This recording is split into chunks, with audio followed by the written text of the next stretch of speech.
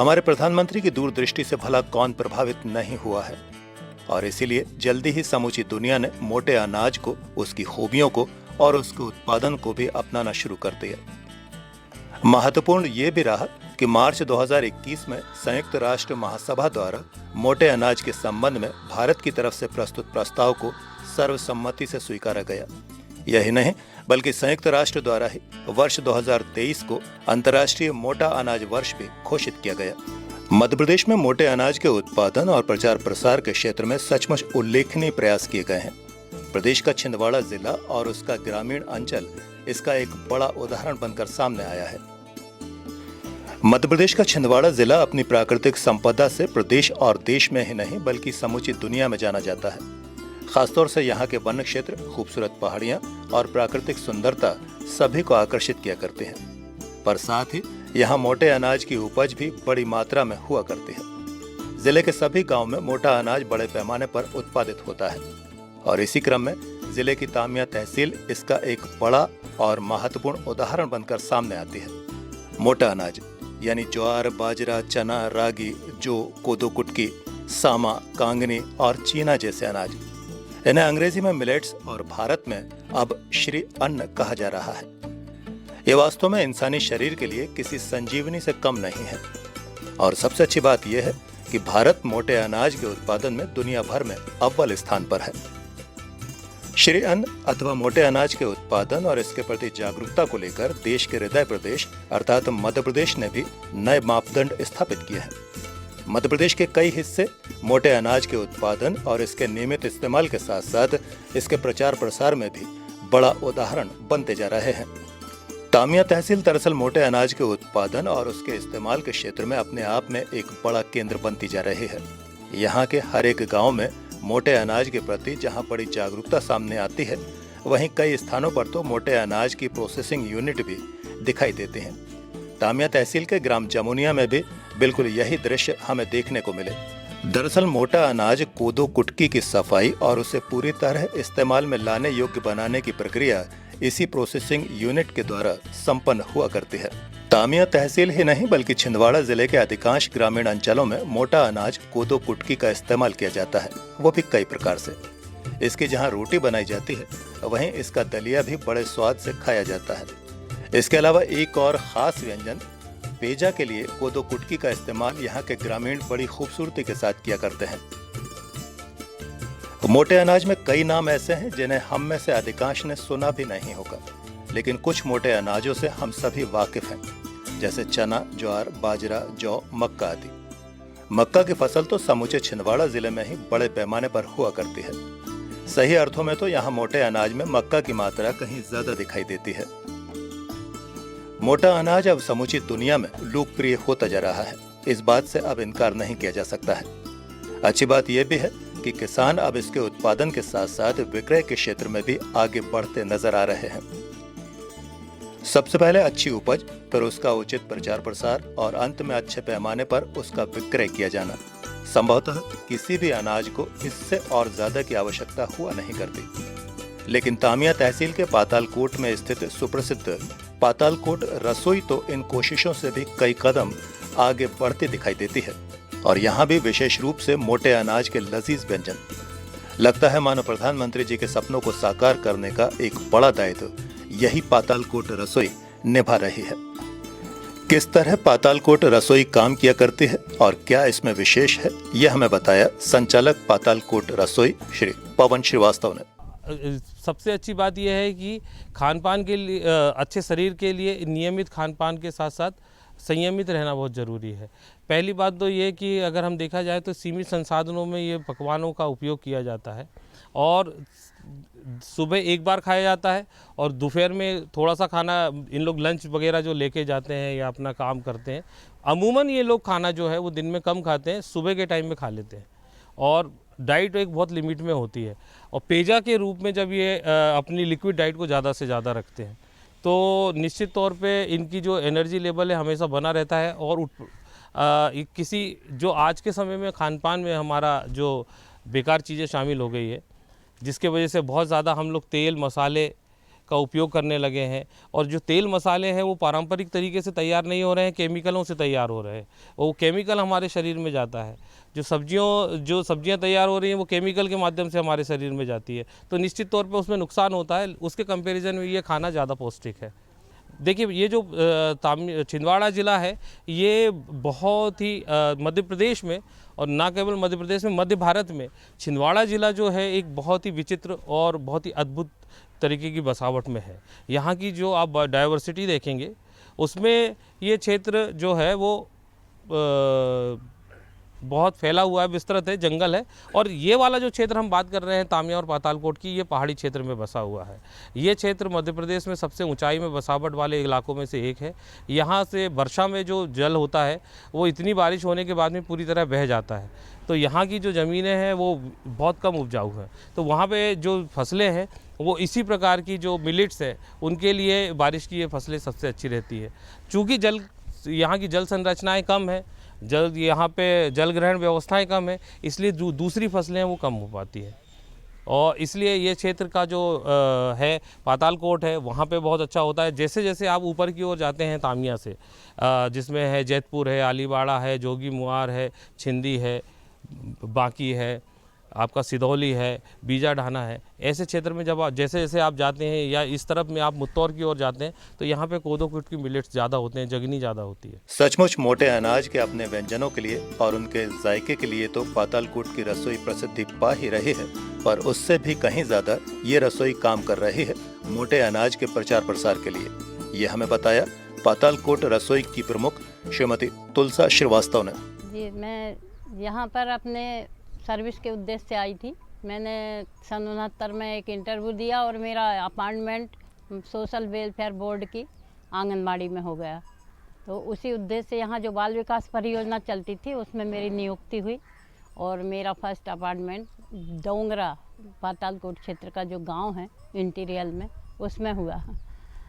यहाँ आने के बाद तो मैं बहुत घबरा चुकी थी, क्योंकि कभी जंगल पहाड़ सुना था लेकिन देखे नहीं थे, तो स्थिति तो ज़रा गड़बड़ा गई थी। लेकिन धीरे धीरे रहते रहते यहाँ फिर मैं निवास करी, और इसके बाद में यहाँ मैंने सर्विस का पूरा जीवन इसी प्राय इसी ब्लॉक में, तामिया ब्लॉक में ही समाप्त किया। और यहीं से मैं सन 2010 में रिटायर्ड हुई। रिटायर्ड होने के बाद फिर ऐसा सोचा कि अरे यहीं रह के और इन महिलाओं के साथ में ही मिलकर इनको थोड़ी आगे बढ़ाने की कोशिश की जाए। तो मैंने उस उद्देश्य से अपने बेटे के साथ मिलकर एक बात, यहाँ की जो खान पान है, यहाँ की जो पुरानी चीज़ें जो लुप्त हो रही हैं, तो उनको लेकर सोचा कि अपन थोड़े दिन ये करके देखते हैं, यदि इससे अपने को अच्छा लगेगा तो महिलाओं को आगे बढ़ाएंगे। इस उद्देश्य से मैं ये पातालकोट की रसोई हम लोगों ने शुरू की। तो माता जी, आपके मन में ये विचार कैसे आया कि पातालकोट की रसोई ये क्या है? ये इसके लिए कहाँ से आप रसोई लाते हैं? कौन कौन से जो खाद्यान्न है वो उसका उपयोग करती हैं? क्या क्या व्यंजन आप उसमें बनाती हैं? पातालकोट की रसोई में जो भी यहाँ पैदा होती है फसल, उसी को हम उपयोग करते हैं। जैसे यहाँ मक्का, ज्वार, बाजरा, ये चीज़ें होती हैं। बाजरा कम होता है लेकिन मक्का ज्वार अच्छी होती है, तो उसकी रोटी बना के, और यहाँ की जो सब्जियाँ थी, जो गांव में बहुत छोटे छोटे टमाटर होते हैं, उनको यहाँ भेजरा कहते हैं, तो उनकी चटनी और रोटी से हमने ये शुरू किया। और ये यहाँ के गांव वालों को तो ये हम नहीं खिला पाए, लेकिन अगर जो बाहर के जो आते हैं उन लोगों को, या हमारे रिश्तेदार भी आते थे, तो उनको भी ये खान पान अच्छा लगता था। ये सोच के हमने इसी खान पान को अपनी पातालकोट की रसोई का मुख्य भोजन बनाया। और इसके साथ में यहाँ एक बरबटी की दाल होती है, वो दाल भी बहुत कम खाते थे लोग, तो उस दाल को, और कोदो कुट की, जिनमें काफ़ी पौष्टिकता रहती है और हम उन लोगों को नहीं खा पा रहे थे, तो वो भी कोशिश की कि यदि ये अगर चलता है तो यहाँ की महिलाओं के साथ मिलके हम ये करेंगे, और यहाँ की महिलाओं का भी कुछ आगे विकास होगा। तो जी, जो आदिवासी हमारी माताएं बहनें इस क्षेत्र में रहती हैं, उनके रोजगार के लिए, उनके समग्र विकास के लिए आप क्या प्रयास कर रही हैं? देखिए, हमने ये जो प्रयास किया है, इसमें हमको काफ़ी वो मिला, क्योंकि आज हमने जब पातालकोट की रसोई शुरू की, इसके बाद में आज आप देखेंगे तो पातालकोट में पानी भी नहीं मिलता था पीने के लिए। अगर कोई घूमने वाले जाते, हम लोग भी गए घूमने, एक बार पानी से तड़प उठे थे। तब से खाना पीना तो दूर था, तो अब वहाँ की महिलाएं भी आज रोटी और चटनी बनाकर जो भी टूरिस्ट जाते हैं या घूमने वाले जाते हैं उनको खिलाती हैं। उनका भी रोज़गार भी चल गया। आज इधर देखें वर्तमान में तो तामिया के जो रेस्ट हाउस हैं उनके आसपास भी आप देखेंगे तो महिलाएं चटनी रोटी की दुकान लगा के, जो फुटाने बेचती थी वो फुटाने तो दूर रहे उनके, वो मक्का की रोटी और चटनी और जो भी यहाँ चने की भाजी जो यहाँ उपलब्ध होती है उसको लेके, और उनकी अच्छी बिक्री होने लगी है। यहाँ कम से कम इस क्षेत्र में मैं सोचती हूँ कि 50 महिलाओं ने ये सब काम शुरू किया है, तो हमको भी खुशी होती है कि वो महिलाएं इस काम से आगे बढ़ रही हैं। और हमारा भी एक उद्देश्य था कि महिलाओं को आगे बढ़ाएं, तो वो भी हो रहा है। देखिए सर, ये है कोदो। ये इसका जो दाना होता है उसके ऊपर करीब 10 छिलके होते हैं, बारीक दाना होता है। वो छिलका यहाँ चक्के उससे निकालते हैं, मिट्टी की एक चक्की होती है उससे निकाल के फिर ये दाना निकालते हैं। अब ये दाने के लिए भी इसमें स्वाभाविक है रेत रहती है, तो इसको जब हम बनाते हैं तो बनाते समय बहुत विशेष ध्यान रखना पड़ता है कि इसको धोने की प्रक्रिया जो रहती है परोरने की वो अच्छी होना चाहिए।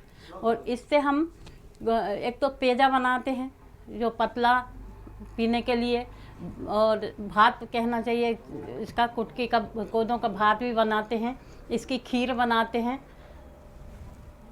भी बनाते हैं। और ये है कुटकी, ये कुटकी प्रथा भी हमारी चल रही है, इसको ज़्यादा लोग पसंद कर रहे हैं। पहले क्या था, जब हम कुटकी बना के भेजते थे साहब कोई खाता नहीं था, वापस आ जाती थी। लेकिन आज ये स्थिति है कि लोग कहते हैं कि हमको कुटकी का भात खाना है करके। ये है लड्डू। ये लड्डू मिलेट्स के आधार पे, ये कोदों के लड्डू हैं सर। ये हमारी महिलाओं से ही बनवाए हैं हमने, कोदों के लड्डू हैं। और ये है महुआ के लड्डू। ये यहाँ की जो वनोपज है उससे तैयार की हुई ये आंवले का अचार है, ये आंवले का किसा हुआ मुरब्बा है, ये आंवले का सेंगा मुरब्बा है। इस प्रकार से यहाँ जंगली चीज़ों से भी हमने ये उपयोग किया। ये आंवला सुपारी जो नमकीन आंवला चटपटा है वो है। यहाँ एक बल्हर जो आती है, इसकी घुंगरी खाते हैं, और इसकी सब्जी प्राय अधिकतर आज टूरिस्ट के लिए हमारी ये सब्जी जाती है यहाँ से।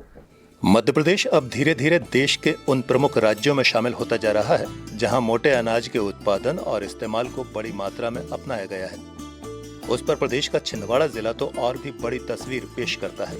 यहाँ स्थित कृषि विज्ञान केंद्र की गतिविधियां और निरंतर आयोजित होने वाली महिला स्व सहायता समूह की चौपाल में भी प्रमुख लक्ष्य मोटे अनाज का इस्तेमाल और उसका प्रचार प्रसार करना ही रहा है। कृषि विज्ञान केंद्र की इन्हीं गतिविधियों के बारे में हमें बताया केंद्र प्रभारी कृषि वैज्ञानिक श्रीमान ध्रुव श्रीवास्तव ने। आज जैसा कि आपको सर्वविदित है आप सभी को कि 2023 अंतर्राष्ट्रीय मिलेट वर्ष घोषित किया गया है, जो कि हमारे भारत सरकार द्वारा मिलेट अनाज को श्री अनाज के नाम से भी जाना जाता है, जिसकी की घोषणा हमारे माननीय प्रधानमंत्री जी ने की है। और श्री अनाज में जो मुख्य रूप से जो हमारे लघु धान्य फसलें हैं वो कोदो, कुटकी, सावा, कंगनी, प्रोसो मिलेट, ज्वार, बाजरा इत्यादि जो फसलें हैं ये हमारे लघु धान्य और श्री अनाज में आती हैं। अब जैसा कि मुख्य रूप से इन लघु धान्यों को हम बरसात के मौसम में या खरीफ के मौसम में लगाते हैं। ऐसी फसलें जिनको कि वर्षा कम आवश्यकता होती है और कम उपजाऊ हमारे भूमि में हमारे जो आदिवासी किसान भाई बहन हैं वो इसको बहुतायत से लगाते हैं। और हमारे छिंदवाड़ा ज़िले में जो हमारे ट्राइबल ब्लॉक हैं, जो आदिवासी बहुल क्षेत्र है, वहाँ पर इसकी खेती की जाती है। मुख्य रूप से कोदो, कुटकी, सांवा और कंगनी की खेती हमारे यहाँ मुख्य रूप से की जाती है। अब इसका उत्पादन हेतु जवाहरलाल नेहरू कृषि विश्वविद्यालय जबलपुर द्वारा कुछ किस्में निकाली गई हैं, जिसमें कुटकी के लिए जवाहर कुटकी 8 और कोदो के लिए जवाहर कुटकी 41 और भी विभिन्न किस्में हैं, जो कि हमारी इम्प्रूव वैरायटी है, जिसको कि जवाहरलाल नेहरू कृषि विश्वविद्यालय ने निकाला है और हम लोग कृषि विज्ञान केंद्र के माध्यम से इसको किसानों तक लेके जा रहे हैं। और नई जो तकनीक है, ख़ास तौर से लघु धान्य के लिए उपज बढ़ाने के लिए, वो तकनीक के लिए हम लोग इसका उत्पादन बढ़ाने के लिए हम लोग नई तकनीक को खेतों तक लेके जा रहे हैं। इसका प्रदर्शन भी डाल रहे हैं और समय समय पर किसान भाइयों को प्रशिक्षण भी देते रहे हैं। अब बात आती है कि जब हम उत्पादन हो जाता है तो उत्पादन होने के साथ साथ में इसको हम लोग, हमारे किसान भाई, हमारे जो आदिवासी बहुल भाई बहन हैं, इसको कैसे अपने भोजन में शामिल करें, क्योंकि ये पुरातन काल से लघु धान्य फसलें और श्री अनाज फसलें का उपयोग होता रहा है। हमारे आदिवासी बहुल भाई बहन जो है इसका प्रयोग करते आए हैं। मुख्य रूप से इसका सांवा का चावल है, पेज है और भी जो खिचड़ी है, इसकी चीज़ें प्रयोग करते आए हैं। अब इसको यदि हम लोग वैज्ञानिक पहलू से देखें तो इसका प्रयोग जो है आज के समय में हमारे जो चिकित्सक है वो सलाह देते हैं कि भाई जिनको मधुमेह की बीमारी है, जिनको रक्तचाप की बीमारी है, उनको सांवा का चावल खाना चाहिए, उनको कुटकी का चावल खाना चाहिए। तो इसमें बहुत सारी विशेषताएं हैं। मुख्य रूप से क्योंकि कोदो और कुटकी के चावल में ग्लाइसेमिक इंडेक्स बहुत कम होता है। इसका मतलब ये है कि जो चावल और जो कुटकी का चावल है और कोदो का चावल है, उसमें जो ग्लूकोज होता है वो हमारे शरीर के रक्त में धीमे धीमे घुलता है। जब धीमे धीमे घुलता है तो जो शक्कर की मात्रा है वो हमारे शरीर में नियंत्रित रहती है। और ये जो नियंत्रण है, ये जो कोदो कुटकी का चावल है, ये हमारे ब्लड में शक्कर की मात्रा को नियंत्रित करता है और ऊर्जा को बनाए रखता है, जिससे हमें भूख का एहसास भी कम होता है और हमें शर्करा की मात्रा नियंत्रित होती है। छिंदवाड़ा के कृषि विज्ञान केंद्र में आयोजित होने वाली महिला स्व सहायता समूह की चौपालों में मोटे अनाज के इन्हीं विशिष्ट गुणों का प्रचार प्रसार किया जाता है। हमसे बातचीत के दौरान ये बात हमें बताई जिले की सहायक संचालक महिला बाल विकास विभाग श्रीमती मोनिका बिसेन ने। मैं असिस्टेंट डायरेक्टर महिला एवं बाल विकास विभाग डॉक्टर मोनिका बिसेन। कार्यक्रम विकास गाथा के अंतर्गत श्री अन्न के द्वारा उत्पादित जो मिलेट हैं उनके प्रोडक्शन के लिए बढ़ावा देने के लिए और इसके अलावा महिलाओं को इससे जोड़ने के लिए कि महिलाओं का आर्थिक सशक्तिकरण हो अधिक से अधिक, इस विषय में हम लोग यहाँ पे काम कर रहे हैं ज़िले में कलेक्टर मैडम के मार्गदर्शन में। इसमें हमने ये किया है कि जो घरेलू हिंसा से पीड़ित और विपत्तिग्रस्त महिलाएं हैं वन स्टॉप सेंटर में जो आती हैं, तो उनको जो है हमने KVK के माध्यम से ट्रेनिंग्स दिलवाई हैं और ट्रेनिंग दिला के मिलेट के जो भी अधिकतम उत्पाद है उसकी ब्रांडिंग का प्रयास किया है और इन उत्पादों की हम मार्केटिंग करेंगे ताकि महिलाएं आर्थिक रूप से सशक्त हों और अपने परिवार को संभाल सकें और इस प्रकार की जो भी पारिवारिक समस्याएं आती है वो भविष्य में ना आए, आत्मसम्मान की भावना जागे और हमारा मिलेट को लेकर के प्रोडक्शन बढ़े, उसका उत्पाद बढ़े, क्योंकि इनका न्यूट्रिशन वैल्यू भी काफ़ी ज़्यादा होती है। तो और इस साल चूँकि इंटरनेशनल मिलेट मिशन भी है तो हम लोग हमारे ज़िले में ये प्रयास किए जा रहे हैं। मोटे अनाज की उपज में जहां लागत कम आती है वहीं ये कम जमीन पर भी उपजाई जा सकती है, इसीलिए इससे छोटे किसान कहीं ज्यादा लाभ पाया करते हैं। एक और खास बात यह है कि मोटे अनाज के भूसे पशुओं के लिए भी खासे पौष्टिक रहा करते हैं। छिंदवाड़ा में विभिन्न गौशालाओं में मोटे अनाज के इस प्रकार के भूसे के इस्तेमाल को देखा जा सकता है। कहना नहीं होगा कि प्राचीन काल से ही हमारी परंपरा और हमारे आचार व्यवहार में मोटा अनाज शामिल रहा है, लेकिन अब आहिस्ता आहिस्ता समूची दुनिया हमारी इस परंपरा को अपना रही है। उप संचालक कृषि विज्ञान केंद्र छिंदवाड़ा श्रीमान जितेंद्र सिंह ने भी अपने वक्तव्य में मोटे अनाज की ऐसी ही खूबियों को व्यक्त किया। जैसा कि आपको मालूम है, इस साल 2023 को अंतर्राष्ट्रीय मिलेट ईयर मनाया जा रहा पूरी दुनिया में, पूरे देश में। और शासन के निर्देशानुसार छिंदवाड़ा ज़िले में भी इस वर्ष मिलेट को प्रमोट करने के लिए हम लोगों ने, जिला प्रशासन ने, हमारी कलेक्टर महोदया ने और पूरे विभाग ने लगातार प्रयास कर रहे हैं। ज़िले में लगभग 25,000 हेक्टेयर में मिलेट्स का उत्पादन हो रहा है, जिसमें मुख्य रूप से कुटकी, कोदो और ज्वार फसल है। साथ ही थोड़ा बहुत बाजरा और अन्य फसलें भी ली जाती हैं। और इसको प्रमोट करने के लिए हम लोगों ने शुरू से ही वर्ष स्टार्ट होते ही इसका प्रमोशन स्टार्ट किया। और अभी जो प्रवासी भारतीय कार्यक्रम जनवरी में था इंदौर में, उस पर भी प्रदेश की तरफ से स्टॉल लगाया गया मिलेट्स का, जिसमें छिंदवाड़ा ने उसमें भी लीड किया। साथ ही G20 का कार्यक्रम जो इंदौर में हुआ फरवरी में, उसमें भी हम लोगों ने इसमें पार्टिसिपेट करके ये किया, जिसको माननीय मुख्यमंत्री जी ने और बाकी भी हमारे प्रवासी भारतीयों ने उसको देखा और उसके स्वाद भी चखे। शासन लगातार इस पे मिलेट को प्रमोट करने के लिए लगी है और उसी क्रम में जिला प्रशासन और विभाग द्वारा विभिन्न आयोजन करके, जो चाहे वो ग्राम पंचायत स्तर पर हो, स्कूल कॉलेज में हो, आंगनबाड़ी में हो, हर स्तर पर हम इसको प्रमोट कर रहे हैं। अभी ज़िले में इसके लिए कुछ गतिविधियां अलग से हम लोगों ने चलाई है। NRLM के जो समूह हैं, जो हमारे FPO हैं, NGOज हैं, जो काम कर रहे हैं किसानों के लिए, उनको भी हम इसमें मिलेट को प्रमोट करने के लिए उसको भी जोड़ रहे हैं। जो हमारे FPO हैं उसमें विशेष रूप से एक FPO फलम करके है, जो हमारा तामिया में है, हर्षदीवारी में, वहाँ का समूह बहुत अच्छा काम कर रहा है। उसमें मिलेट्स के डिफरेंट प्रोडक्ट देख सकते हैं आप, जैसे यहाँ पर रखे भी हुए हैं। कुछ तो रा रूप में उसके चावल हैं और साथ ही उसके कुकीज़, बिस्किट्स, लड्डू, चाकोली, डिफरेंट टाइप के आइटम को बना के और लोगों को उपलब्ध कराए जा रहे हैं। और ये हमारी जो प्रोडक्ट्स हैं, ये न सिर्फ छिंदवाड़ा बल्कि भोपाल और भोपाल के DB मॉल और कई जगह पर ये उपलब्ध हैं, जिसकी काफ़ी मांग है। आपको मालूम है कि मिलेट्स काफ़ी न्यूट्रिशनल वैल्यू वाला है। इसमें फाइबर और न्यूट्रिएंट्स की मात्रा काफ़ी होती है, स्वास्थ्य के लिए काफ़ी अच्छा है। और पिछले 2-3 सालों में जब से खासकर कोरोना आया है तो इसकी वैल्यू और ज़्यादा बढ़ी है और इसकी मांग भी बढ़ी है। अभी हमारी कलेक्टर मैडम के निर्देशन में नाबार्ड द्वारा एक यहाँ पर उन्नति मेला लगाया गया और वो विशेष रूप से जो मिलेट्स को प्रमोट करने के लिए और जो हमारे SSGs काम कर रहे हैं ज़िले में, कुछ लोकल प्रोडक्ट बना रहे हैं, उसके लिए लगाया गया था। उसमें भी काफ़ी अच्छा रिस्पांस रहा और इसकी मांग लगातार बढ़ रही है।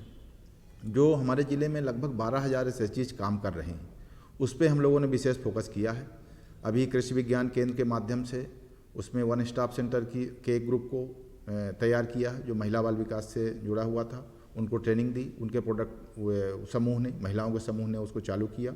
रोजगार के रूप में भी इसको रोजगार से जोड़ रहे हैं। साथ में जो 12,000 समूह SSGs के हैं ज़िले के, उनमें से अभी एक समूह को हर ब्लॉक से ट्रेन किया है कृषि विज्ञान केंद्र के वैज्ञानिकों के द्वारा और उनको फिजिकली पूरी चीज़ सिखाई गई है और उन समूहों ने काम करना प्रारंभ किया है।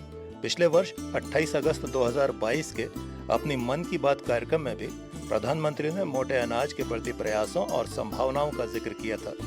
मोटे अनाज की उपयोगिता, प्रचार प्रसार और उसे अपनाए जाने को उन्होंने एक जन आंदोलन बनाने का आह्वान किया। ये सचमुच हम सबको प्रेरित कर रहा है। वास्तव में इसी मोटे अनाज में न केवल स्वस्थ जीवन शामिल है, बल्कि देश, समाज और खास तौर से किसान वर्ग का विकास भी समाहित है।